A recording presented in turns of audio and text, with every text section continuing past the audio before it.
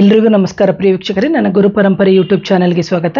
ಎಷ್ಟೋ ಜನಕ್ಕೆ ನೋಡಬೇಕು, ತಂದಂತಹ ಹಣ ಸಾಕಾಗಲ್ಲ, ಪ್ರತಿ ಬಾರಿ ಸಾಲ ಮಾಡ್ತಾ ಇರ್ತಾರೆ.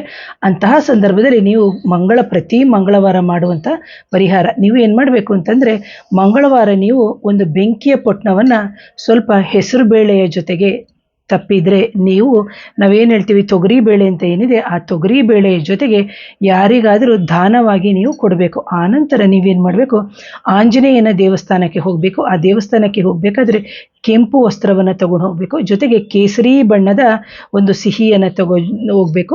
ಜೊತೆಗೆ ಮಲ್ಲಿಗೆ ಹೂವಿನ ಎಣ್ಣೆ ಅಂತ ಸಿಗುತ್ತೆ ನಿಮಗೆ, ಚಿಕ್ಕ ಏನು 10 ಬಾಟ್ಲಲ್ಲಾದರೂ ತೊಗೊಂಡು ಹೋಗಿ, ಸ್ವಲ್ಪ ಅಥವಾ ಇಷ್ಟುದ್ದ ಬಾಟ್ಲಲ್ಲಾದರೂ ಸಮೇತ ತೊಗೊಂಡೋಗ್ಬೇಕು. ಇದನ್ನು ನೀವೇನು ಮಾಡಬೇಕು ಅಂದರೆ, ಆಂಜನೇಯ ಸ್ವಾಮಿಗೆ ದಾನದ ರೂಪ, ಅಂದರೆ ಸ್ವಾಮಿಯ ಪಾದಗಳಿಗೆ ನೀವು ಅರ್ಪಿಸ್ತಾ ಬನ್ನಿ. ಇದನ್ನು ಪ್ರತಿ ಮಂಗಳವಾರ ಮಾಡೋದ್ರಿಂದ ನಿಮಗೆ ಧಾನ್ಯಾಭಿವೃದ್ಧಿನೂ ಉಂಟಾಗುತ್ತೆ. ಜೊತೆಗೆ ಜೀವನದಲ್ಲಿ ಆಗುತ್ತಿರುವಂತಹ ಹಲವಾರು ಸಂಕಷ್ಟಗಳು ನಿವಾರಣೆ ಆಗುತ್ತೆ. ಜೊತೆಗೆ ನಮಗೆ ಸಾಲಗಳು ಇದ್ದರೆ ಅಂತಹ ಸಾಲಗಳು ತೀರಿಸಲಿಕ್ಕೆ ಒಂದು ದಾರಿಯಾಗುತ್ತೆ ಅಂತ ಹೇಳ್ತೀನಿ.